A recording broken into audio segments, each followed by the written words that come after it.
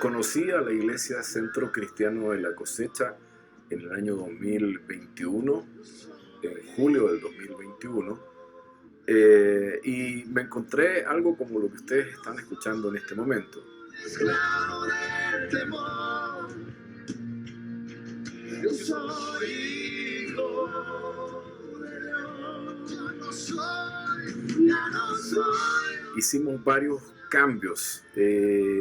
Pusimos la consola Behringer Wing en la sala y dejamos la Behringer Producer para el streaming, ¿verdad? Y así, de esa manera, la mezcla del streaming quedó totalmente independiente de la sala, salvo las ganancias, ¿no? Después ellos allá cambiaron su sistema de sonido conforme a las sugerencias que les dejamos, ¿ya? Mejoró mucho el sonido en el lugar. Y empezamos a trabajar en conjunto con los músicos para hacer un trabajo en equipo y lograr entre todos el mejor sonido que pudiéramos tanto para la sala como para el streaming. Así que aquí, con mucho cariño, les comparto lo que hemos ido logrando, y confiamos en Dios que vamos a seguir avanzando con esto. Milagroso, abres caminos, cumples promesas, luz en tinieblas, mi Dios. Así es Jesús, una vez más. Milagroso, abres caminos, cumples promesas, luz en tinieblas, mi Dios. Así eres tú.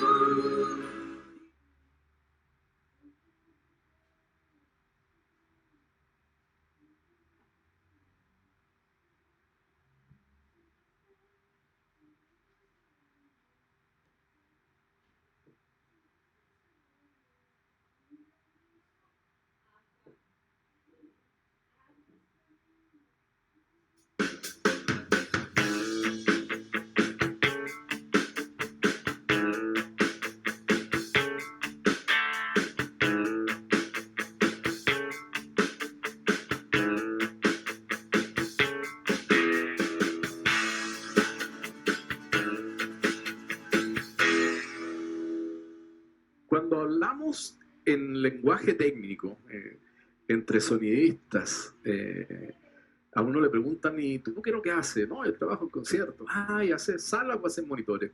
Sala se refiere a estar mezclando desde el punto de vista del público, ¿no es cierto? Soy el que mezcla todo lo que la gente está escuchando. Y monitores es la persona que está encargada de hacer la mezcla de monitores para los músicos de manera independiente. Entonces, vamos a hacer un análisis de todo esto, vamos a recorrer todos los detalles que están involucrados y todas las maneras que hay para hacerlo, porque yo necesito que ustedes queden expertos en cómo montar un sistema, saber que una vez que están montados y bien ajustaditos, nos toca hacer la ecualización de sala, pero después nos toca ir a meternos a cada una de las mezclas de monitores, ya sea por monitor de piso, ya sea por side field, ya sea por drum field. Vamos a analizar todas las opciones para que quedemos clarísimos en todo lo que tenemos que ver, ¿ya? A la larga, yo quiero que ustedes se paren frente a cualquier actividad y ustedes puedan reconocer todas las áreas involucradas y además sepan cómo se interviene cada una de esas áreas. Entonces, estamos partiendo como el otro día con este sistema que estamos aquí en este concierto bonito, ¿cierto? De la consola vamos a poner dentro de la misma consola, a la salida del main, vamos a poner este ecualizador gráfico de 2 canales que se maneja de manera estéreo, ¿ya? Y con esta curva vamos a ecualizar el left de las bocinas del lado izquierdo y el right. Además, esta ecualización, como está en el main principal, cada vez que nosotros sacamos señal al matrix, podemos sacarla también post esta ecualización, para que esta ecualización también afecte las salidas matrices, que desde ahí es de donde vamos a conectar el front field, el outfield y los delays, ¿ya?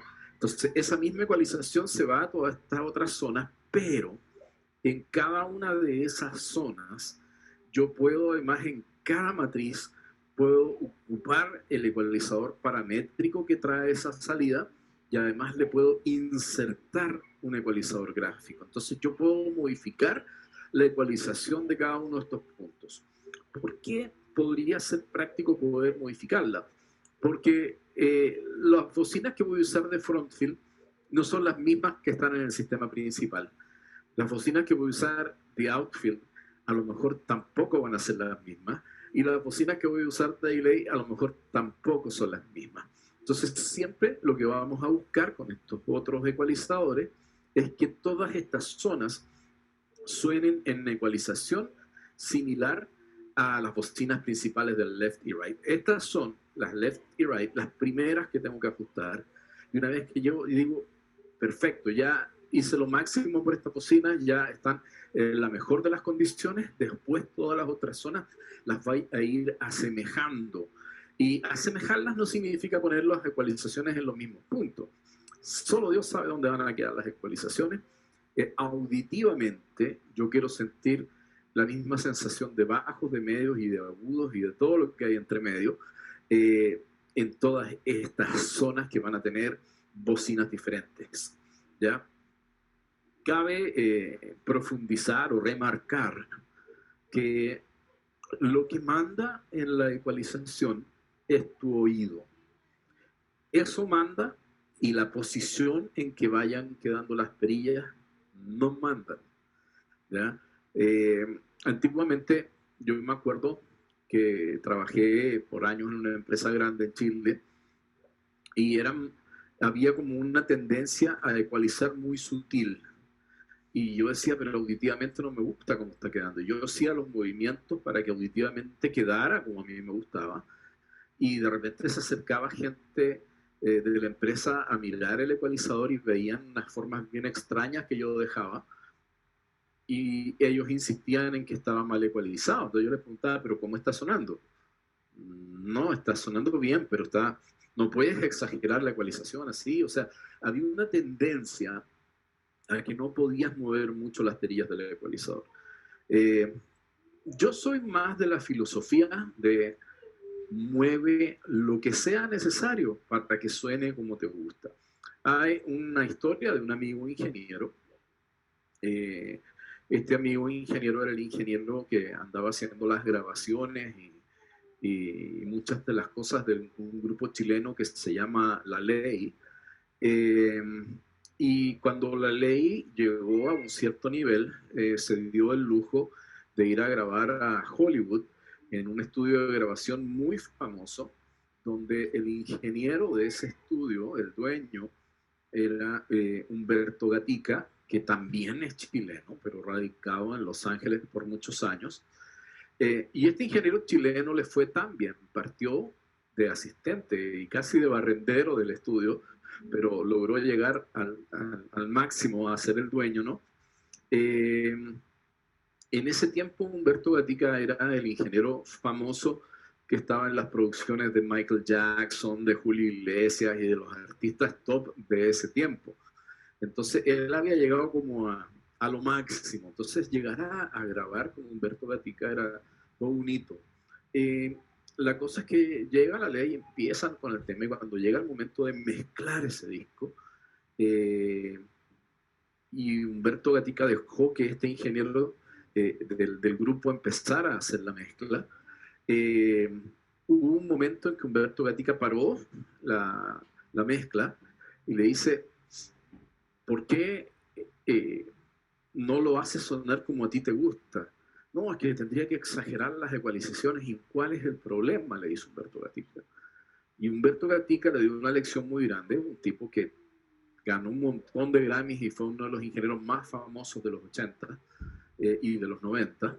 Y le dice, no importa dónde queden las perillas y no importa si le tienes que dar al máximo algo, lo importante es que suene como a ti te gusta. Entonces eso le abrió la mente a este ingeniero y se tiró a mezclar y ese disco quedó impresionante, ¿ya? Así que yo los quiero animar a que ustedes no le pongan mayor atención a dónde va a quedar la perilla, sino que pónganle mayor atención a cómo va a sonar, que sean sus oídos los que juzguen si el sonido está bien o está mal. Ahora, sí, nos vamos a meter un poquito más adelante a ver algunos aciertos y errores que podemos tener con el ecualizador. Entonces, vamos a ver eso. Ahora, una vez que yo ya tengo chequeado mi sistema y L y R está sonando bien, Frontfield está sonando bien, Outfield están sonando bien, los delays están sonando bien, tengo todo mi equipo de sala listo y dispuesto para comenzar una prueba de sonido, ahora voy a hacer un chequeo de líneas, un line check. De esta manera, yo me voy a cerciorar que cada instrumento llegue en el canal que le corresponde conforme a una lista de canales que vamos a armar. Esa lista de canales es totalmente al gusto de ustedes. No hay una norma de qué va primero y qué va después, da igual. Es lo que a ti te acomode en la posición en la consola. Lo que sí es tremendamente importante, que si en el canal 1 dice bombo, yo quiero que ahí llegue el bombo, que llegue sin ruido y que llegue. Porque de repente uno levanta un canal y no llega nada, el cable está malo o algo está mal conectado. Este line check es precisamente para prevenir esto, es para cerciorarte de que todos los canales llegan en perfectas condiciones y en el canal que le corresponde, ¿ya? Una vez realizado ese line check, yo puedo agarrar el micrófono inalámbrico principal y de esa manera yo ya me puedo meter a trabajar el tema del monitoreo. ¿Cómo vamos a hacer este tema del monitoreo? Vamos a analizar algunas maneras de conectarlo y los equipos que se necesitan, y ahí vamos a ir sacando conclusiones de qué es lo que necesita cada quien para poder trabajar el tema del monitoreo. Monitoreo, entonces. Diferentes opciones. Vamos a partir con un snake sencillo, es un snake análogo.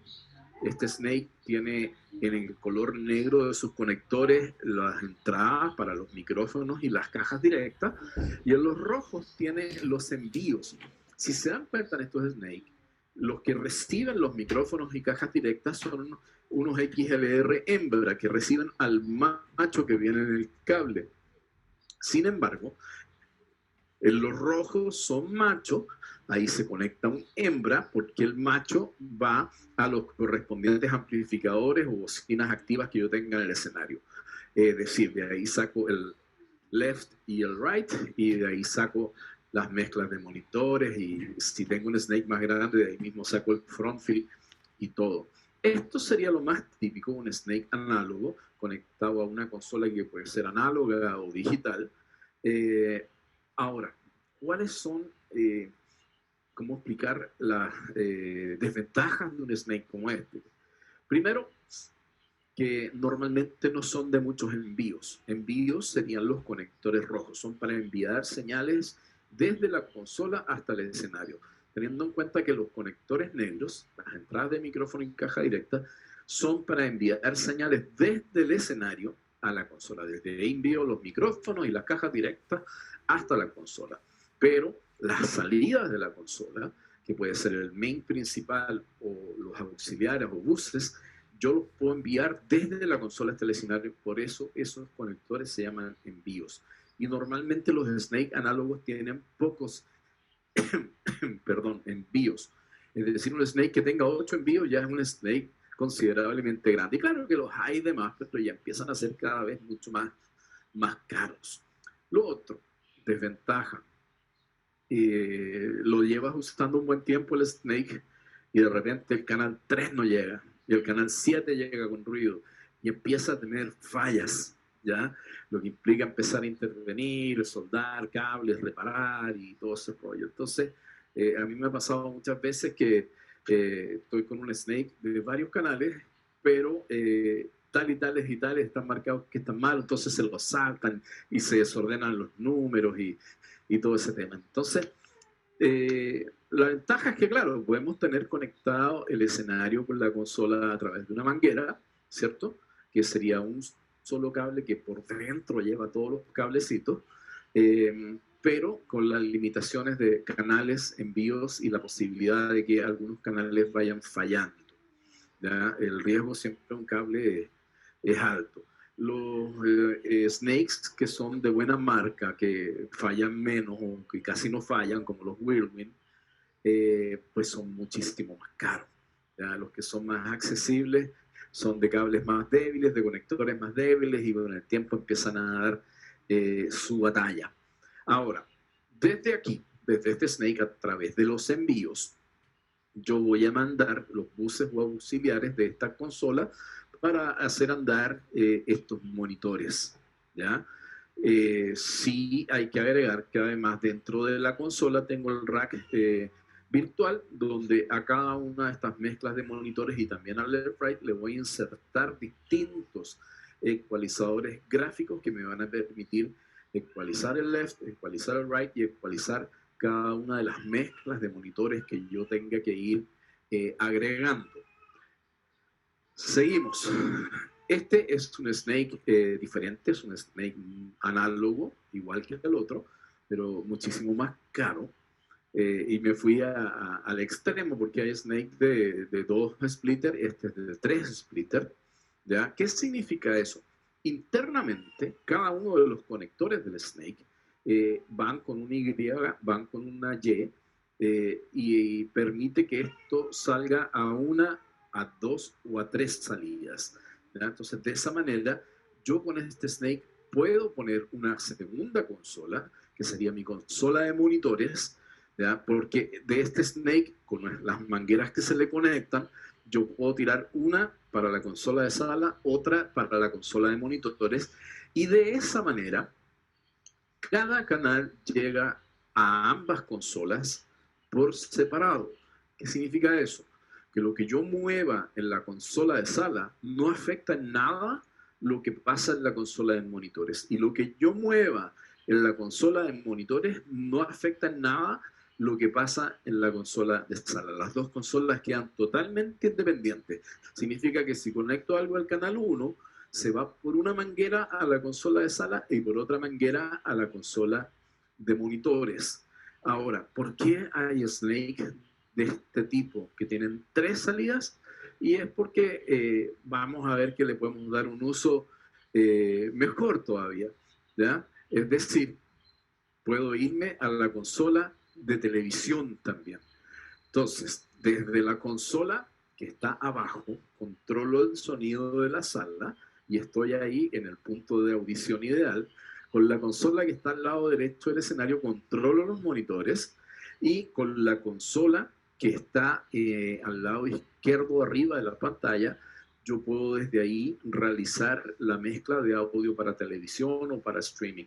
¿Ya? Es decir, ya necesito 3 ingenieros mezclando, 3 personas que sepan mezclar bien, más el equipo de trabajo de gente que requiero en el escenario para microfonear y asistir y estar velando por todo. Entonces, claro, aquí crece el requerimiento, pero hay muchas iglesias grandes en Estados Unidos, en Guatemala, en eh, Colombia, que trabajan con formatos así, con las 3 consolas. ¿Ya? Cuando hemos puesto imágenes de Lakewood, Lakewood está de esta manera configurado: consola de sala, consola de monitores y consola de televisión o broadcast o streaming o como le quieran llamar. ¿Ya? Entonces, es importante que ustedes conozcan cómo funcionan estos sistemas. ¿Ya? A ver, seguimos avanzando. Ahora ya nos pusimos un poquito más modernos y nos fuimos con un Snake digital. ¿Ya? En este Snake digital, yo mando la señal al left y right, mando la señal al front field, porque estos Snake digital tienen muchas más salidas. Por ejemplo, este Snake digital tiene 32 canales y 16 envíos. Entonces sí tengo mucho más recursos que en un Snake análogo. Hay Snake análogos de 32 canales por 16 envíos, pero se mandan a hacer y son muchísimo más caros, ¿ya? Y lo otro es que acá el monitoreo ya no lo estoy manejando de una segunda consola en el escenario, sino que estoy poniéndole a cada músico unas máquinas que están muy populares, que son los P16 de Behringer, aunque vamos a ver que hay formatos más modernos, ya les voy a mostrar uno por ahí. Eh, y con estos P16, cada uno de los músicos tiene un resumen de 16 canales de la consola que puede controlar el mismo. ¿Ya? De esa manera, pues cada uno de los músicos tiene a través de este distribuidor del P16 16 envíos desde la consola, donde yo puedo poner a lo mejor 1 y 2 la batería, 3 el piano, 4 las guitarras, 5 y así sucesivamente, y juntas hasta los 16, y cada músico en el escenario le da el volumen que él desea a cada uno de estos envíos. Y de esa manera el mismo músico es el que se encarga de solucionar los niveles de su monitor. Ya no está esa pelea, digamos, con el ingeniero de sala, donde el músico va a hacer señas, el ingeniero está mirando otra cosa, entonces no le hace caso, o cuando lo logra mirar, no entiende la seña, etcétera. O sea, pasan muchas cosas en la comunicación que se da entre sala y escenario, donde se genera a veces tensión. Este sistema del P16 ayuda mucho porque el músico está él de manera independiente, velando por cada una de las mezclas de monitores de los músicos. Entonces, cada quien se atiende con un autoservicio, ¿cierto? Y de esa manera, pues, la cosa fluye muchísimo más fácil. Todo esto va conectado con cable de Cat5 o Cat6, que es muchísimo más barato que un Snake análogo. Los cables de Snake Analog de calidad son carísimos. En cambio, este cable es bien barato. Igual conviene comprar el cable blindado de Cat5 o Cat6 para que sea un cable fuerte, ¿no? Y lo otro, que también estos cables tienen una cierta distancia máxima. Por ejemplo, el cable que va entre la consola y el Snake digital sugieren que jamás supere los 100 metros y ojalá sea menos. ¿Ya? Yo tengo mis rollos armados de 70 metros y con eso me la segura de que lo pongo al máximo y nunca puede tener problemas de señal. Yo ya probé lo que pasa cuando uno se pasa de largo con la dimensión de los cables y la señal se te va a cada rato como si fuera un micrófono inalámbrico con mala señal. O sea, va y viene. Bien dramático eso. ¿Ya? Entonces, son resguardos que hay que tener. En definitiva, la otra cosa, que es una ventaja tremenda sobre un Snake análogo. Si el cable de Cat5 está en buenas condiciones y no te está fallando, te van a funcionar siempre todos los canales y todos los envíos. Aquí no es que me falló el canal 1, no, aquí o falla el Snake entero o funciona el Snake entero. Si tu cable está bien, perfecto. Yo he estado en muchos conciertos donde lo que han hecho es que han tenido el cable del Snake principal y al lado le montan un segundo cable que es nada más que un repuesto, que es un spare. Es decir, falla uno, inmediatamente se cambian al otro. De esa manera, de hecho hay consolas donde tú ya vas y conectas 3 cables y cuando falla uno, la misma consola inmediatamente se cambia al otro. Entonces, la verdad es que yo he tenido muchísimos conciertos solo con un cable y no he tenido mayor drama. Y cuando he tenido drama ha sido en el montaje, con las pruebas, pero cambiamos cable y se acabó todo el problema o reparamos las puntas de este cable, que es un cable de red, como el de las computadoras, y se soluciona inmediatamente el problema y seguimos adelante. Entonces, la verdad es que es más barato el sistema del cable, es mucho más práctico. Quizás el Snake es más caro, pero tiene más canales y tiene más envíos, que es súper importante, porque con una consola como esta, yo podría tener monitoreo independiente para unas 10, 12 personas, más todo lo de front, field, subbajo, sala y todo el rollo. Entonces, está importante, ¿no? La opción anterior, estábamos haciendo monitores desde la consola de sala. Entonces, tú en la sala tenías que estar pendiente de lo que te pedía cada músico y empezar a darle, ¿no? En este caso, en este otro formato, es cada músico que está autoatendiéndose y haciendo su propia mezcla de monitores. A lo mejor si se traban con el uso de la maquinita que es muy fácil de usar y muy fácil de aprender, pues vas y le enseñas, pero ya te sacas el estrés de encima, que no deja de ser un tremendo estrés. ¿Ya? Seguimos ahora Snake Digital con Splitter. ¿Cómo funciona esto? Tengo conectado con el cable de Cat5 el Snake Digital a la consola digital. De ahí yo voy a poner la segunda consola, que sería la consola de monitores, y desde la consola de sala envío el cable ahora hasta la consola de monitores y esto se conecta en red. Hay que hacer un ruteo de salida en la consola de sala y hay que hacer un ruteo de entrada en la consola de monitoreo. Fácil de hacer, no es nada complicado. Se aprende muy rápido a hacer eso porque es un paso muy sencillo y bastante lógico como para entenderlo, ¿no? Y de esa manera, en ambas consolas me queda llegando todo de manera casi 100% independiente. ¿Por qué casi 100% independiente? Porque en este caso está como consola principal la de sala. Quiere decir que esta consola de sala es la que comanda las ganancias de los preamplificadores de cada canal.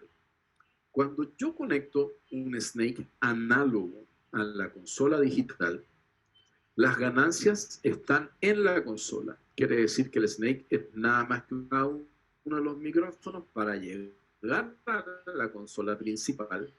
Y en la consola principal yo recibo el canal y desde ahí doy la ganancia y estoy utilizando los preamplificadores que están en la consola.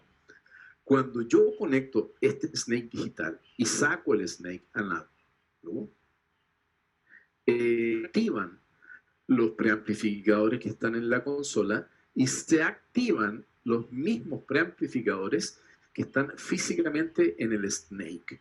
Es decir, yo enchufo un micrófono en el canal 1, inmediatamente entra el preamplificador y los parámetros de ese preamplificador ahora yo los controlo desde la consola. Yo doy la ganancia desde la consola, pero esa ganancia se está moviendo en el Snake digital, no se está moviendo en la consola. Desde la consola solo la manejo, solo la comando desde ahí, pero estoy moviendo eso en el Snake digital. Cuando yo enciendo el Phantom Power, lo mismo. Cuando yo aprieto el inversor de polaridad, es lo mismo. Es decir, los preamplificadores ahora están en el Snake digital. Como esos preamplificadores están llegando directo a través de este cable de Cat5 de manera digital hasta la consola digital, a la segunda consola ya llega las salidas que yo ruteé de la consola principal a la consola de monitores, y en la consola de monitores ya no me aparece encendida el botón del gain. Ahora va a aparecer encendido una que se llama trim, TRIM. Y el trim es una ganancia digital. Esa ganancia digital ya es interna en la consola de monitores, donde si yo siento que hay mucha ganancia le puedo bajar y si yo siento que hay poca le puedo subir, pero ya es algo digital dentro de la consola. Desde la consola de monitores yo ya no tengo control de los preamplificadores que están en el Snake digital. Yo solo tengo control de esos preamplificadores que están en el Snake digital desde la consola de sala, desde la consola principal. ¿Ya? Entonces, recapitulando, si todo esto fuera análogo, el splitter sería diferente, porque iría del Snake a la consola de sala y del Snake a la consola de monitores. Y cada una de las consolas estaría entrando por sus entradas locales, que están en la consola, y las ganancias de cada consola funcionarían perfectamente bien porque cada consola tiene que ajustar sus entradas. Esto es si fuese análogo. Como estamos en una situación donde el Snake es digital y las consolas son digitales, se conectan en red, esta red va tal cual está aquí marcada en el diagrama, y la consola de sala es la consola principal que se encarga de ajustar las ganancias. Desde esa consola se ajustan las ganancias, desde esa consola se enciende el Phantom Power. Es decir, si uno de los micrófonos que está en el escenario es de condensador y requiere Phantom, se enciende desde la consola de sala, no desde la consola de monitores. Si yo enciendo el Phantom Power en la consola de monitores, no le va a llegar al preamplificador la orden, porque la que está mandando los preamplificadores que están en el Snake Digital es la consola de sala, ¿ya? Entonces, esa es la que comanda las ganancias, el Phantom Power y la polaridad, ¿ya? En tu otra consola de monitores, ya te llegan los niveles como se hayan ajustado en la consola de sala. Vamos a confiar que la persona que maneja la consola de sala lo sabe hacer bien y hizo un buen ajuste de ganancia. Ya hemos visto en clases anteriores que el ajuste de la ganancia es vital para que todo el resto del sistema funcione. Y más acá, más aún acá, porque acá la segunda consola que está con otro ingeniero va a depender de que el ingeniero de sala haga un buen ajuste de las ganancias. Y de esa manera, pues este ingeniero que está haciendo monitores ya recibe bien y si quiere variar algo le mueve el trim, que es una ganancia digital que está interna en esa consola. Y así tenemos un ingeniero que está mezclando y disfrutando de la sala y tenemos otro ingeniero que está mezclando con un estrés un poco más fuerte porque está con todos los músicos pidiendo. Así que ahí está la gran diferencia, ¿ya? Es mucho más cómodo estar solo haciendo la sala sin la preocupación de lo que pasa en el escenario y si algún músico te mira hacia la consola de sala y te pide monitores, tú le indicas, no, el de allá es el que les hace los monitores, ¿ya? Yo me doy el gusto de agarrar un micrófono de tope y decir, no, allá está fulanito, él les va a ayudar con los monitores. Y uno como que, ¡ah, qué alivio!, ¿no? Sacarse ese estrés de encima. ¿Ya? Quiero que vayamos quedando claros por qué se pone una segunda consola. Esa consola se pone escondida en algún de los costados del escenario para que este ingeniero tenga un contacto visual y casi verbal mucho más rápido y más cercano que el ingeniero de sala, ¿ya? Y este ingeniero que está en el escenario tiene un solo trabajo, que es encargarse que el monitoreo de cada músico esté como cada músico lo necesita y lo quiere. Seguimos avanzando.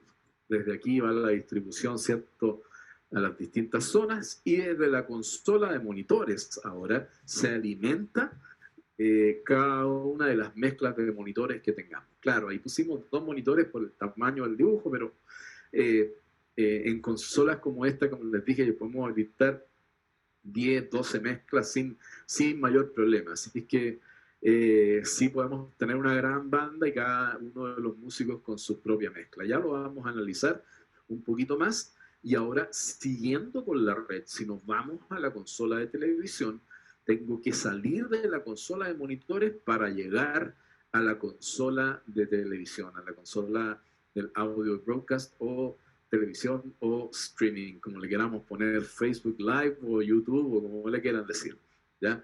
Ahí está el enredo de cables, esa es la manera en que se conecta esto, y en cada una de las 3 consolas hay que hacer los ruteos pertinentes. Ahora, ¿habrá manera de hacer esto con consolas diferentes? Si son de la misma familia, por ejemplo, si tengo la X32 de Behringer o la M32 de Midas y la Behringer Wing, que es la que está aquí en la imagen, sí puedo, porque las 3 consolas son de la misma familia, funcionan con la misma frecuencia de sampleo, o sea, estamos súper bien, ¿ya? ¿Qué pasa si tengo una Lehman Heath, una Soundcraft y una Behringer? Y tengo 3 consolas diferentes y las quiero usar. Ahí yo ya tengo que saber ponerles una tarjeta Dante a cada una de estas consolas y a través de Dante estar mandando la información a cada uno de estos puntos. Lo otro,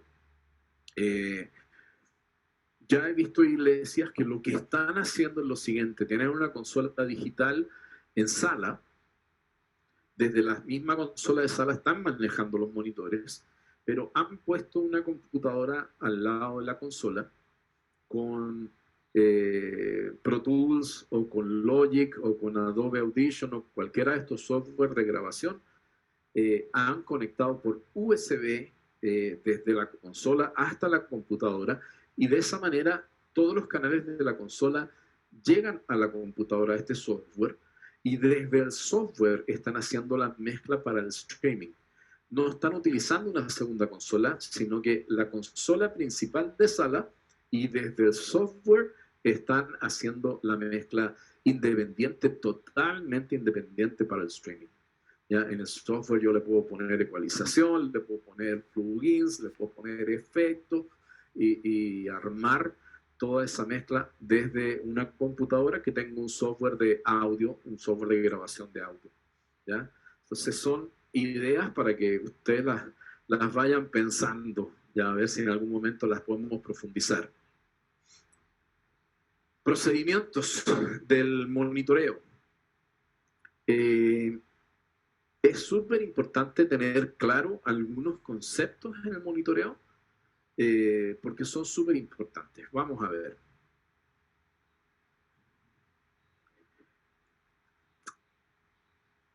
Yo tengo que tener claro que si hago envíos a través de una Snake análogo a las mezclas de monitores, si tu consola es análoga, en cada una de las salidas de esta consola yo puedo agregar ecualizadores gráficos. Es decir, salgo de la salida de este auxiliar que elegí, lo entro a una entrada a un ecualizador gráfico, y de la salida del ecualizador gráfico me voy al Snake. De esa manera voy a tener insertado estos snakes en el camino, estos ecualizadores gráficos. De esa manera yo puedo ecualizar cada una de estas mezclas de monitores. Ya sabemos que el ecualizador no tan solo es para maquillar y embellecer, sino que principalmente es para sacar feedbacks.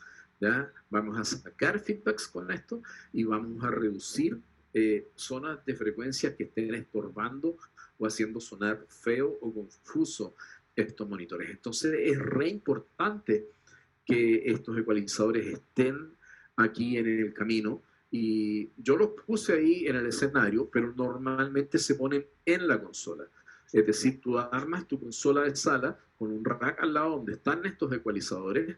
De los auxiliares sales a los ecualizadores te vas a los envíos del Snake que corresponda. Y de esta manera estos ecualizadores ya están insertados en el camino.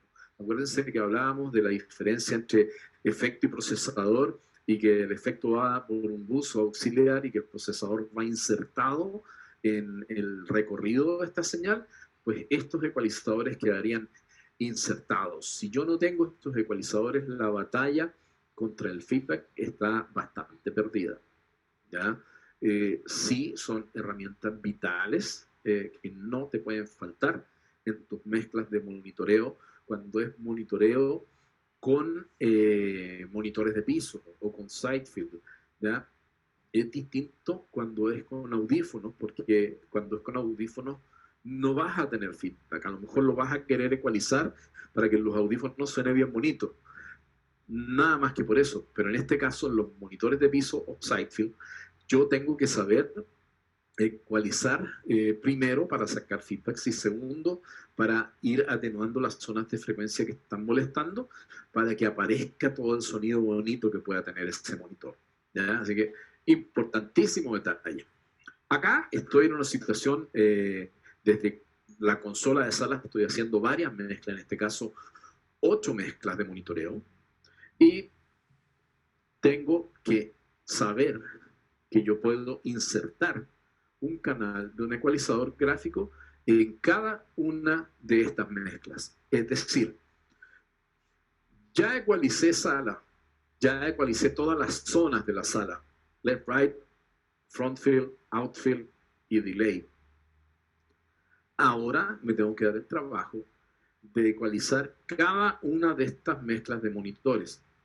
Situaciones que se dan, a veces no todos los monitores que están en el escenario son de la misma marca o el mismo modelo. Pero si lo fuesen, frente a cada uno de estos monitores puede que haya músicos distintos con micrófonos diferentes. Supongamos que en la mezcla 1 va a haber un saxo y ese saxo va a tener un micrófono de clip. En la 2 va a haber una trompeta también con micrófono de clip. Pero en la 3 y en la 4 hay cantantes, hay coro, que están con un SM58. Los micrófonos de clip que probablemente van a ser Beta 98 o el Audio-Técnica ATM350 o el DPA 4099, que sería el ideal, son micrófonos diferentes, son micrófonos de condensador chiquititos que reaccionan súper diferente al feedback y a la ecualización. Entonces, la ecualización de la mezcla 1, la ecualización de la mezcla 2 ya tienen diferencias porque son instrumentos diferentes. Y la ecualización de la 3 y 4 son totalmente diferentes a la ecualización de la 1 y 2 porque son micrófonos tremendamente diferentes, ¿ya? Es más, puede que la ecualización de la mezcla 3 sea diferente a la de la mezcla 4 porque aunque tengan el mismo micrófono, uno lo usa más cerca y el otro más lejos. El que lo usa más lejos te toca darle más gain y por ende el riesgo de un feedback es mucho mayor, ¿ya? ¿Estamos claros? Eso sí, para que lo tengamos claro, usar el micrófono lejos siempre está mal, pero bueno, no siempre vamos a convencer a todos los cantantes, ¿no? Pero está mal. Dentro de lo que dependa de nosotros, que usen el micrófono pegado. Lo mismo con las mezclas 5, 6, 7 y 8, va a ser súper necesario hacer la ecualización de cada una de estas mezclas, primero con el micrófono principal, pero después hay que repasar la mezcla con los micrófonos que hay en cada punto, ¿ya? ¿Qué tienen que hacer ustedes? Por ejemplo, en la 3 y 4 que están los micrófonos de cantantes, yo lo que voy a hacer, voy a agarrar ese micrófono, lo voy a probar con mi voz para ver si mi voz suena natural. De ahí voy a ver qué frecuencias sobran. Después voy a dirigir el micrófono hacia el monitor y van a empezar a aparecer feedbacks. Y dependiendo cómo lo mueva yo, si lo paso por arriba al agudo, si lo paso por arriba al grave, voy a estimular distintas zonas de feedback. Si esas zonas de feedback que se estimulan, las voy a empezar a bajar, ¿ya? De esa manera va a empezar a resultar una curva. ¿Cómo? Primero, viendo las zonas de feedback y atenuando esas zonas. Y después probando con mi voz y viendo, ya no hay feedback, está limpio, pero esta frecuencia me está molestando mucho. Y voy, la atenúo, qué rico, ya se alivió. Y al sacar una frecuencia que te está molestando, empieza a aparecer el sonido que te gusta. Entonces, de esa manera, yo voy a empezar a generar una curva en cada una de estas mezclas de monitores. Y ese proceso, en este caso, lo tengo que hacer 8 veces. Y si ya tienes 10 mezclas, lo tienes que hacer 10 veces. Y si tienes 12 mezclas, lo tienes que hacer 12 veces. Toma tiempo. ¿Verdad? En la preparación de un evento bien hecho, toma tiempo. Ahora, es súper importante entender que si yo inserto un ecualizador en la mezcla 1, ese ecualizador ya quedó ahí en la mezcla 1. No lo puedo compartir con otra mezcla, ¿verdad? Estos son 8 canales de ecualizadores gráficos, ¿verdad? No es uno que lo haya compartido. Eso hay que entenderlo. Si fuera análogo esto, serían 8 ecualizadores independientes, ¿verdad? Monofónicos cada uno. ¿Qué significa monofónico? Que tienen un solo canal. Estéreo significa que tienen 2 canales. ¿Ya? Pero lo mismo, no es que suenen mejor o peor, no, es uno de un canal o otro de 2 canales. Eso es todo, ¿ya? Entonces, si yo me voy a los ecualizadores gráficos antiguos, análogos, que eran de 2 canales independientes, con uno de esos me alcanzaba para la mezcla 1 y mezcla 2, con otro para la mezcla 3 y la mezcla 4, con otro la 5 y la 6, después otro las 7 y la 8, y así. Un ecualizador de 2 canales por cada 2 mezclas. Solo es lógica matemática, ¿ya? Ahora, con las tecnologías que hay ahora, aquí tenemos el ecualizador gráfico de la Behringer Wing, que es muy parecido al de muchas consolas. Tenemos abajo, si ustedes se fijan, un analizador de espectro. Aquí estamos viendo que hay una frecuencia, que creo que es la de 400 Hz, que está disparada. Supongamos que ese es un feedback que se está dando. Yo voy a esa frecuencia de 400 la bajo hasta que ese feedback desaparezca, siempre probando al escuchar que no vaya a quedar un vacío en el espectro. ¿Ya? Entonces siempre ese tema de sacar feedbacks con el ecualizador gráfico es una negociación. Además de eso, si estamos con consolas digitales en las cuales podemos insertar un ecualizador gráfico en cada una de estas salidas, tengo que entender que también cada una de estas salidas tiene un ecualizador paramétrico, como el que acaba de aparecer ahí en la pantalla, y estos ecualizadores también tienen un analizador de espectro que me permite detectar visualmente cuál es la frecuencia que me está dando el problema, y con eso yo ya sé cuál es la zona que tengo que reducir con ecualización. Esta imagen de los analizadores de espectro ayuda mucho para poder detectar cuáles son las zonas de conflicto, pero acá es súper importante, y se los dejo de tarea para que lo googleen. Existen analizadores de espectro como el SMART, con doble A, que sería uno de los más famosos, ¿no? Antiguamente los analizadores de espectro eran una pantalla con un micrófono especial y todo el tema. Hoy ya son un software que se carga en la computadora, y de software el Smart es el más famoso. Yo pongo mi computadora, le conecto una tarjeta de audio de calidad, enchufo esa tarjeta de audio al micrófono especial, que es un micrófono de calibración. Ubico el micrófono en algunas zonas específicas, que hay que aprender a hacerlo, para saber cuáles son las posiciones, y este micrófono se pone a escuchar el ambiente. Esa señal la lleva al analizador, y el analizador me muestra en pantalla lo que el micrófono está leyendo en el ambiente. Sin embargo, estos analizadores de espectro que están en la consola no están midiendo el ambiente, están midiendo la señal que pasa dentro de la consola. Entonces, no están tomando en cuenta el factor acústico aquí, ni tampoco están tomando en cuenta el factor de la respuesta que tengan las bocinas. Acá lo único que se está analizando es lo que está pasando por dentro de la consola, ¿ya? Entonces, es importante que entendamos que esas son dos mediciones bien diferentes. Medir lo que está dentro de la consola en la señal de línea, y medir lo que está pasando afuera en la acústica del lugar. Los analizadores reales y formales miden afuera con este micrófono de calibración, y aquí estamos midiendo de manera interna. Aún así, este analizador te va a mostrar las frecuencias que están pasadas dentro de la consola, y te va a mostrar cuando venga un feedback, porque cuando venga ese feedback se va a meter por todo el sistema y va a aparecer en la señal de línea de la consola. Entonces, y como esto es tan rápido, para uno es inmediato, ¿ya? Entonces, es una tremenda ayuda. Sí, era súper importante para mí dejar claro que son dos mediciones diferentes, la acústica y la de línea, ¿ya? ¿Dudas al respecto todavía? Si quieren me salgo un ratito, voy un poco apurado, corriendo aquí. ¿Cómo la van viendo? Anotando, anotando. Anotando, tomando nota. Bueno, para los que tienen consolas análogas, las consolas análogas tienen auxiliares pre y auxiliares post.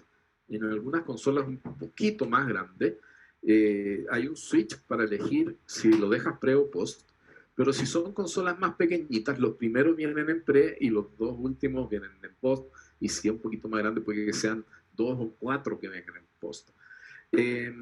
Los que están en pre son los que yo voy a elegir para monitoreo, y los que están en post son los que yo voy a elegir para enviar señal desde ahí hasta los efectos, ¿ya? Es súper importante que los pre sean en monitoreo por lo siguiente: yo estoy manejando la dinámica de la mezcla, y de repente te destaco y subo cosas y todo. Si tuviera los monitores en post, todos esos movimientos que yo voy haciendo se reflejarían en el monitoreo, Y el monitoreo, como es una bocina diferente y está en una zona acústica diferente, porque el escenario siempre es diferente en la sala en términos acústicos, el músico va a estar, me subió, me bajó y va a estar como sacado de onda y que le estás moviendo con su monitoreo. En cambio, como tenemos las mezclas de monitoreo en pre, todos los movimientos de fader que hagamos en la sala para ir siguiendo la dinámica de la actividad, pues nadie en el escenario se va a enterar de esos movimientos porque están en pre. Así que es súper importante chequear siempre que las mezclas de monitoreo estén como corresponde, ¿ya? En pre. Ahora, excepciones a la regla, porque siempre hay alguna excepción a la regla, ¿no? Ya les comenté la otra vez, pero se los repito. Si yo tengo un cantante con pistas arriba del escenario y llega y te entrega una USB, te dice aquí van 3 canciones que voy a cantar, pero fíjate que en la canción número 2 el final es bien largo, entonces le vamos a hacer un fade out. Yo te hago una señal desde el escenario y empezamos a hacer un fade out. Si yo tengo ese monitoreo en pre, cuando empiezo a hacer el fade out en sala, va a empezar a bajar en la sala, pero no va a bajar en monitores. Y desde la sala va a llegar un momento en que la gente va a escuchar que sigue sonando en monitores, ¿ya? Entonces, es ahí, en esos 2 canales donde tienes el left-right de las pistas, que convendría tener esa mezcla de monitoreo en post, para que bajes los faders de la sala y de manera simultánea comienza a bajar en los monitores, ¿ya? Entonces, ahí sería el único momento donde te convendría el monitoreo de eso en post. En todo lo demás, que tu monitoreo esté en pre. Consultas, dudas, monitoreo, y vamos a ver quién hace la mezcla del monitoreo. ¿Quién cree usted que hace la mezcla de monitoreo? Yo he llegado a pruebas de sonido donde le pregunto al músico, ¿cómo estás en monitores? No sé, usted dígame, usted es el que sabe. Híjole, sí, yo sé, pero yo no tengo idea qué es lo que requiere él. ¿Ya? Yo le puedo sugerir o yo puedo tratar de hacer algo a mi gusto, pero en monitores las mezclas no son mezclas bonitas, son mezclas de referencia donde cada músico puede destacar los instrumentos que para él son referencia, ¿ya? Para no salirse de tiempo y para no desafinarse, ¿ya? Entonces, si tengo un tecladista ahí y yo estoy en la consola y le digo por micrófono, ¿qué necesita? A mí me ha pasado, yo pregunto eso y me quedan mirando como, no sé, usted dígame. Por supuesto necesitas su propio teclado, su instrumento, si es que además canta su propia voz, pero hay que ver si quiere bombo, si quiere caja, cuánto quiere de todo eso, si quiere hi-hat, si quiere los toms, si quiere los platos, si quiere el bajo, si quiere la guitarra, si quiere los metales, las percusiones, si quiere todas las voces, si las quiere fuertes, las quiere suaves, si quiere la voz del pastor. Es decir, cada músico es el que sabe lo que quiere y cómo lo quiere, ¿ya? Es el músico el que va armando su propia mezcla.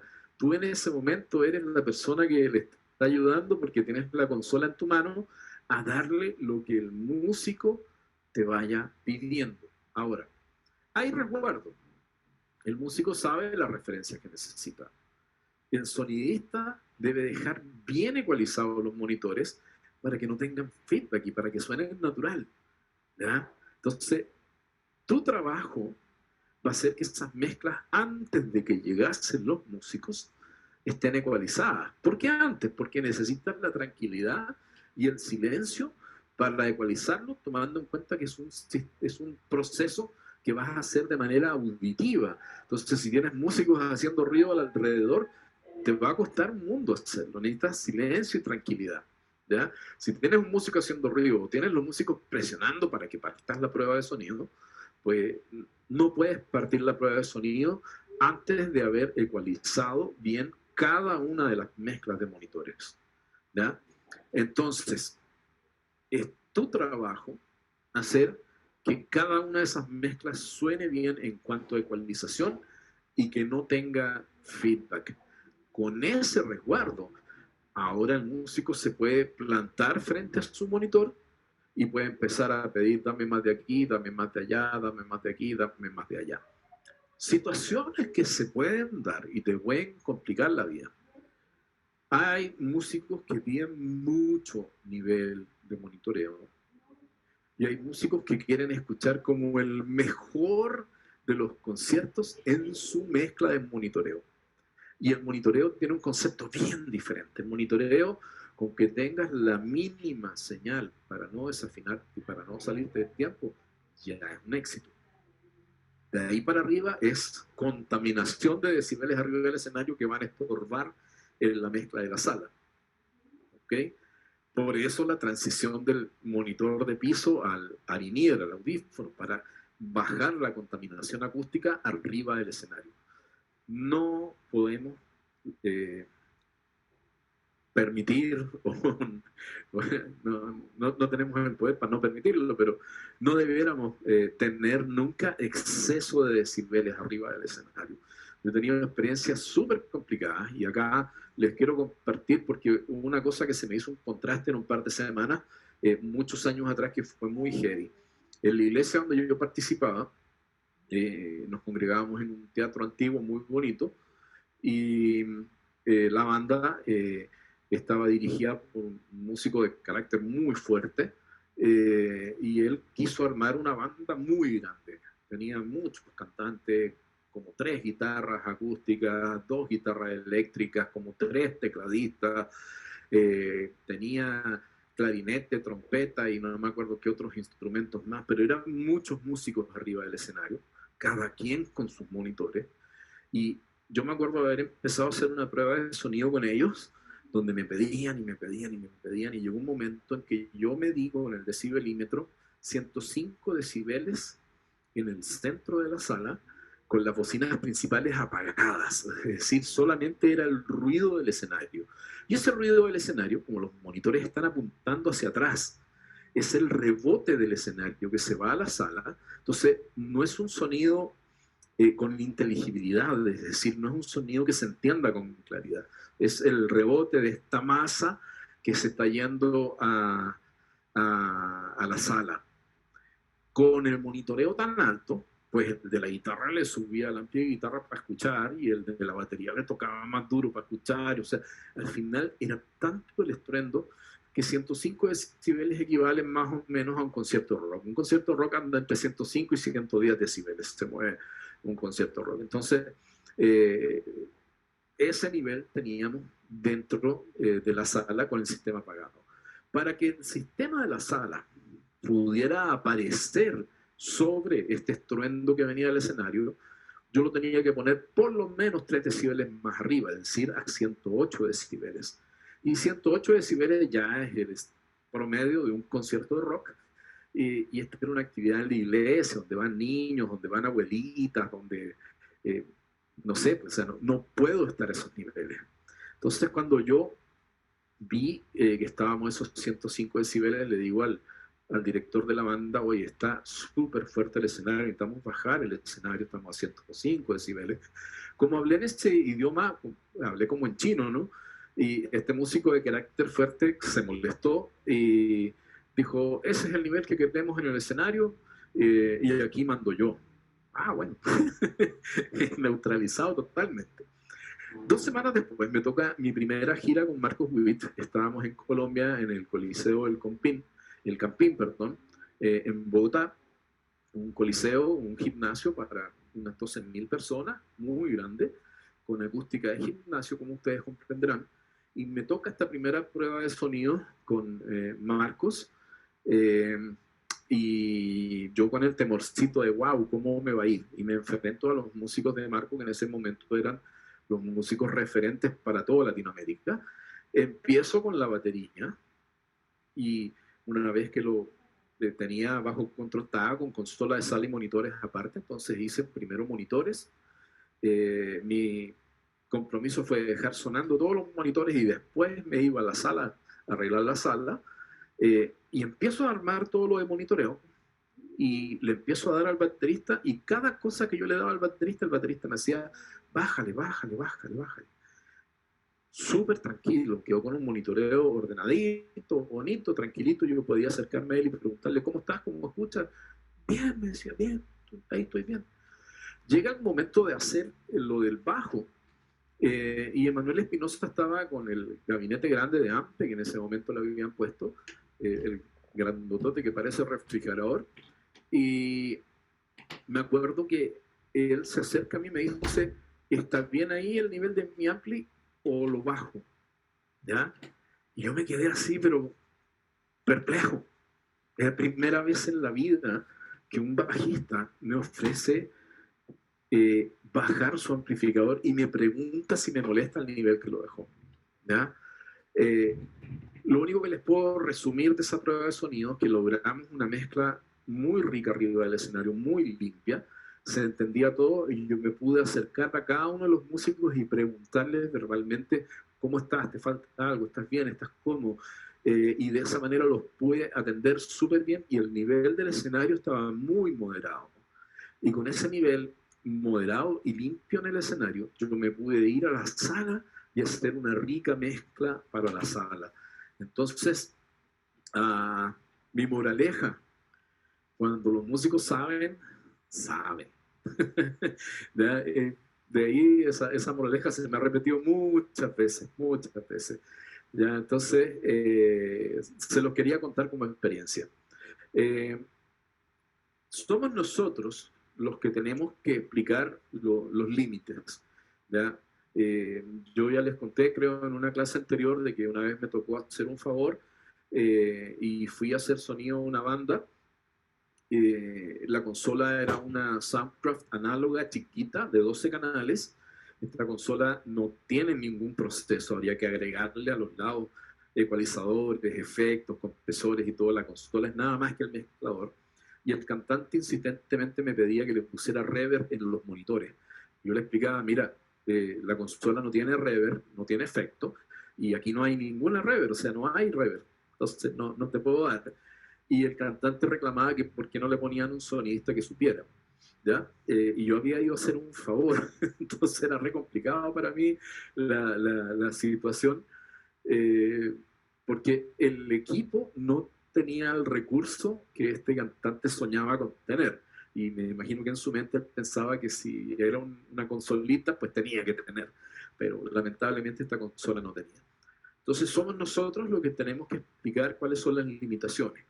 También, cuando tú ecualizas cada mezcla de monitores, vas a saber cuál es el máximo en que puedes hacer llegar cada micrófono.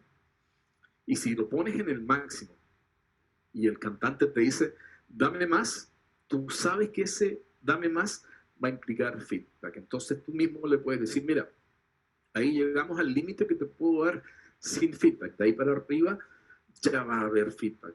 ¿Ya? Y ya reduje los feedbacks al mínimo. Entonces, ya llegamos al límite. Es decir, el equipo va a tener un máximo donde yo lo puedo hacer llegar. Y por último, si sacaste tan bien los feedbacks, yo estaba en conciertos donde estoy con monitores activos que tienen atrás su placa de amplificación, donde se conectan los cables y se les da volumen, donde tienen una lucecita roja que se llama PIC, que te indica cuando llegaste al rojo del nivel en el monitor. ¿Ya? Y yo estaba en conciertos donde me piden más, me piden más, me piden más, y veo todos los monitores con la lucecita roja constantemente encendida, y miro en la consola y todos los másters de los auxiliares de monitoreo topados al rojo al máximo. ¿Ya? Ahí ya llegaste al máximo del monitor, el monitor se protege, se comprime. ¿Ya? Entonces, el equipo no va más, simplemente el equipo no va más. Entonces, aunque te sigan pidiendo más, no tienes más para darle. ¿Verdad? Y nuevamente se puede repetir el caso de que la gente piense de que, bueno, el sonidista no sabe, no, llegaste al máximo. Yo me subí a escenarios donde el monitoreo duele de lo fuerte que está y los músicos quieren más. Pero ¿qué pasa acá? Hay un fenómeno que se llama enmascaramiento. Cuando un sonido más fuerte tapa un sonido más suave. Cuando los niveles en escenario lo empezamos a subir, muchas cosas se van tapando. Entonces el músico que lo que hace pide más. cuando lo que hay que hacer es bajar todo lo que está en exceso, ¿ya? Hay que acostumbrar a los músicos a no trabajar con monitoreos excesivos, sino que con monitoreos limpios. Qué alivio es cuando aparecen los in-ears. En la siguiente clase vamos a profundizar en todas las técnicas para trabajar el tema de los in-ears, y vamos a ver que está bien entretenido eso, ¿ya? Importante que nosotros sepamos todo lo que tenemos que hacer para que en el monitoreo los músicos ojalá estén lo más cómodo posible, pero sí necesitamos una educación hacia los músicos. Por eso yo creo que me he entretenido tanto dando este taller que doy de taller de sonido para músicos, porque es enseñarle a los músicos todas estas cosas de cómo usar bien los micrófonos, cómo pedir bien el monitoreo, hasta dónde llevar los niveles, por qué no poner tan fuertes los amplificadores de guitarra y de bajo arriba del escenario, por qué es necesario cerrar la batería. ¿Ya? Ha sido súper entretenido eso, ha sido súper apasionante. ¿Ya? Y quizás la pasión es que me han tocado tantas batallas tan difíciles que rico poder empezar a aliviar toda esta situación. ¿Ya? Nos queda todavía un detalle importante. Yo puedo manejar el monitoreo desde un iPad o desde un teléfono, y todas estas consolas normalmente permiten hasta 10 dispositivos simultáneos, es decir, cada uno de los músicos puede estar con su teléfono o con un iPad manejando su propia mezcla de monitores, o tú con un iPad puedes estar ayudando a los músicos en la prueba de sonido, yéndote arriba del escenario, qué es lo que necesitas, y con el músico enfrente. Ya no son señas desde el escenario hasta la consola, sino que estás con el músico al lado, ¿no? Si estuvieras atendiéndolo en una mesa de un restaurante, ¿no? Y le vas diciendo qué es lo que quiere y tú le vas haciendo ahí. Ahora, si el músico aprende a usar su teléfono para eso, es espectacular, porque nuevamente el músico se atiende solito, que sería el ideal.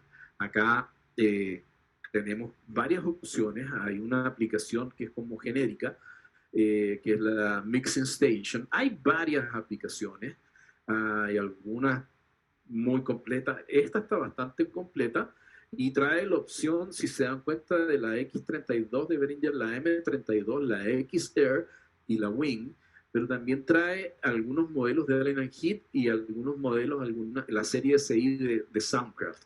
Es decir, con esta misma aplicación yo puedo manejar varias consolas de distintas marcas, en este caso 3 marcas: Behringer, Allen Heath y Soundcraft. Y de esa manera, pues, aprender a usar esta aplicación es bien entretenido, bien fácil, ¿ya? ¿Dudas? ¿Preguntas?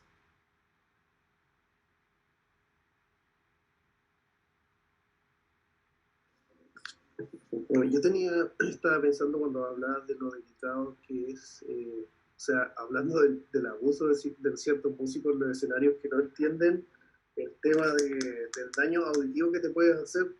Estaba pensando en cómo se hace con el tema de los in-ear, que es un daño, me imagino que las personas que no saben bien usarlo, el daño que se pueden hacer más directo al tímpano. Mira, hay que crear conciencia, a la larga es la única opción. ¿Ya? El daño auditivo lamentablemente es irreversible, no se recupera. ¿Ya? Así es. Entonces, si lo ves desde este punto de vista, es bien grave. Y el audífono a mucho nivel es grave. Ahora, cuando es in-ear, el in-ear con el molde queda adentro del oído, y si lo pones bien, queda bien profundo, y equivale a ponerse los audífonos y apretarlo con las manos. ¿Ya? Agarra cuerpo y agarra volumen, y con poco nivel en el audífono mismo ya escuchas muy bien. Ahora,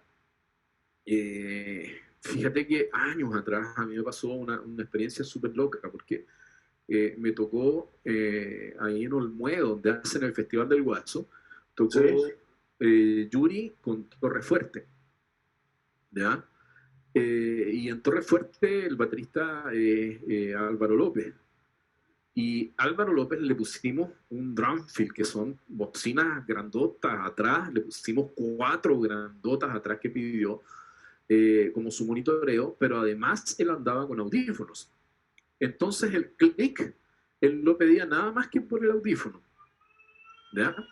El click no sonaba en la sala, sino que desde un auxiliar, él me pedía y yo le empezaba a dar hasta que él estaba cómodo en sus audífonos. La cosa es que empezamos a probar el famoso click y llegó un momento que me decía, dame más, yo veía la perilla bien arriba y yo estaba modulando a cero en el canal del click, o sea, yo calculaba, le debe estar llegando un cañonazo.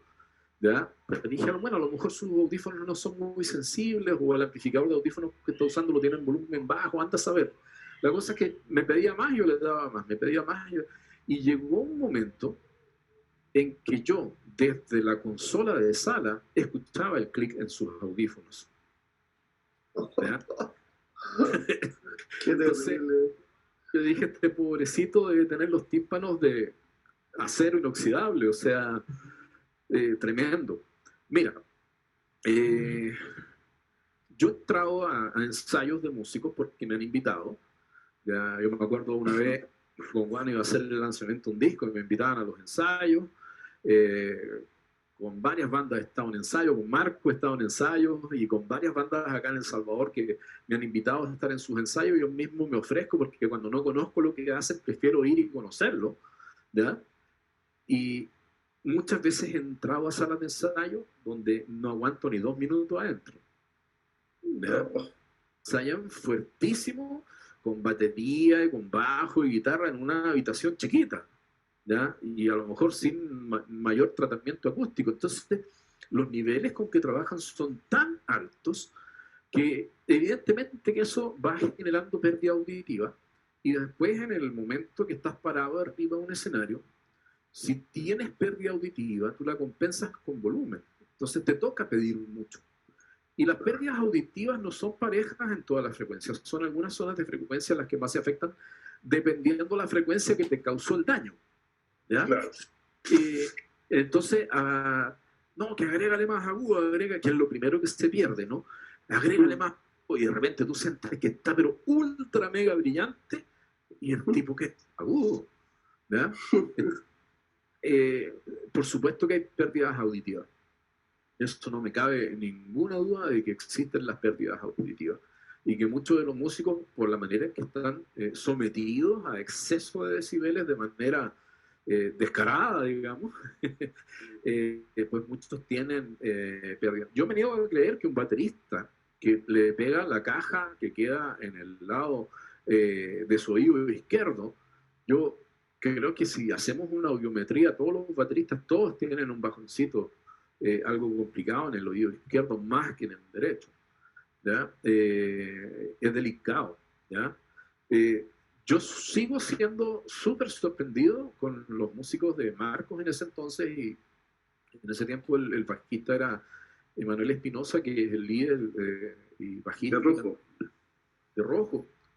Yo sigo admirado de los niveles que ellos piden. Sigo admirado, o sea, jamás los niveles de monitoreo de ellos me han molestado en la sala. Nunca. Son súper criteriosos. Y además los veo preocupados de cuidarse sus oídos. Pero eso ya es responsabilidad de cada quien. A lo mejor nosotros nos toca como conciencia,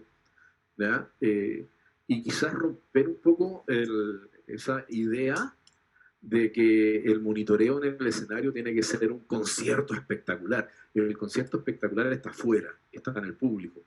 Arriba, moderados para que todos escuchen clarito, para que el escenario no ensucie la sala, y como dices tú, para que ojalá nadie sufra daños auditivos arriba del escenario. ¿Ya? Y si es con audífonos, lo mismo, que usen los mismos criterios. Porque a la larga, aunque tú le estés haciendo la mezcla en el audífono tiene un control aquí en el cinturón y es el mismo músico el que le da más o menos. ¿Viste?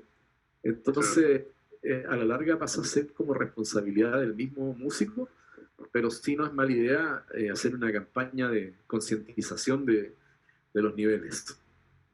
Sí, a mí me pasa porque, como, bueno, yo te comenté una vez, yo soy músico y en una banda sinfónica y claro, los chicos, mis colegas de percusión, tienen el problema que tocan demasiado fuerte, el bajista, ¿para qué decir? Es una cosa insoportable. Es un tema ya personal que tienen que lograr entender el daño que se produce. Sí, lo que yo creo que eso ya requiere incluir dentro del staff técnico un psicólogo también. Sí.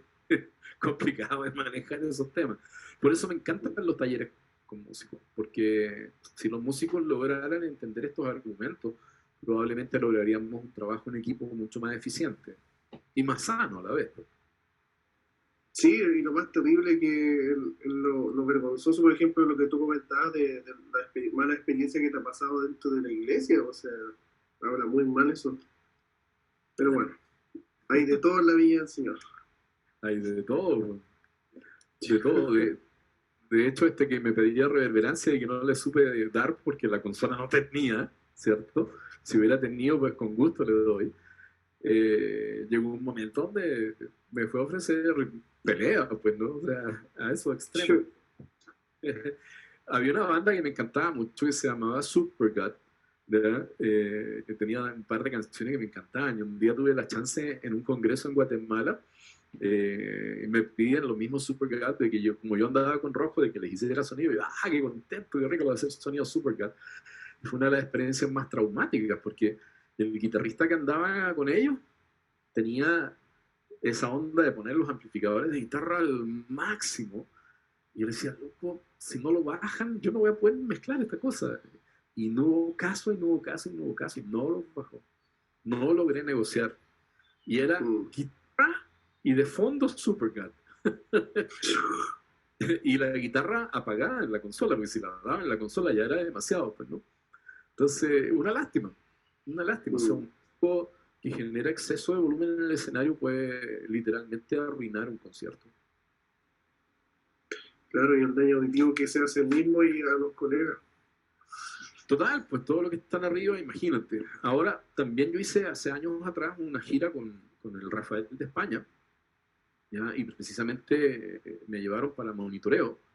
Y cuando hacíamos la prueba de sonido, él me pedía más y me pedía más y me pedía más. Yo tenía que volver a repasar la ecualización de su mezcla, tanto en frente como en sci-fi. Y llegaba un momento donde yo veía a todos los músicos así chinitos cuando él cantaba, porque su mezcla estaba tan fuerte, los monitores frontales y en el sidefield, que le llegaba el estruendo a todos los músicos y los demás músicos no se escuchaban a ellos mismos. Entonces, si yo le daba más piano al pianista, se enojaba Rafael porque sentía muy fuerte el piano y le tapaba la voz, siendo que la voz estaba un kilómetro más arriba. Pero claro, es un cantante en ese tiempo tenía como 75 años, por supuesto que se da por naturaleza, ya tenés una pérdida auditiva que compensás con volumen.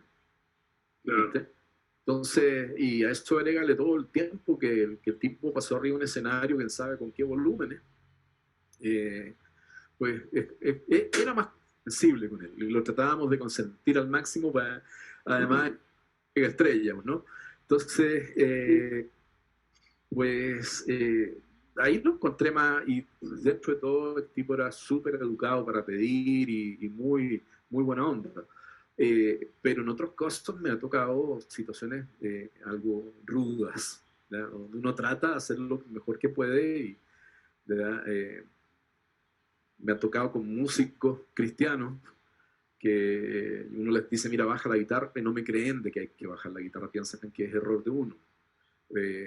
Donde me piden más monitores y le digo, mira, ya llegué al máximo, están clipeando totalmente al rojo, de ahí para arriba solo se comprimen los monitores y tampoco me creen, creen que es uno el que no sabe darles más, ¿ya? Y tú ves el pobre monitor pidiendo agüita ahí y sabes que técnicamente no da más. Cuando ya sacaste todos los feedbacks que había por sacar, ya después viene un feedback como general de varias frecuencias. Cuando viene ese feedback general es porque ya hiciste lo máximo con ecualización, ¿ya? Y ahí lo único que es devolverte un poquito. Entonces, cuando estás en esa situación y te piden más, tú también vas a decirle, mira, ya no da más, ¿ya? Y tampoco te creen. Entonces, es compleja la relación técnico-músico y ojalá pudiéramos como aclarar esos puntos para solucionarlo. Sí, no, está súper bueno. Yo creo que hace falta, por lo menos en Latinoamérica, en varios lados, charlas así. Sobre todo concientizar el autocuidado. Cuesta Sí, mucho eso y hay mucha no, arrogancia. en incluyo ese tema del autocuidado, pero me parece un súper buen tema el que propones, así que lo vamos a incluir, créeme que lo vamos a incluir, me parece muy bien. Bien. Como También, tanto con monitoreo, ¿cierto? Que sufrimos con los monitores, ¿no? sí, mínimo que sí. No, pero también ahí hay otro elemento que creo que también es el respeto al, que es lo que yo vengo peleando en el tema de iglesia también, porque en mi caso no han sido los músicos, sino que los egos de los que se asumen jefes de algo, pues, ¿verdad? Entonces llegan y te meten la mano en la consola. Claro. Y vos decís, o sea, y esto es tan simple como el guitarrista sabe tocar guitarra, el bajista sabe tocar bajo, el baterista sabe tocar su batería y el sonidista sabe tocar la consola. En Chile se dice pastelero a tus pasteles. Cabal, aquí en El Salvador decimos zapatero a tu zapato, ¿verdad? Entonces, creo que esa es una falta de respeto profesional que se tiene, que lamentablemente a estos niveles a nivel de iglesia, de parroquia, son gente que realmente no estudió música por carrera, pues, sino que han aprendido a tocar y tocan bonito.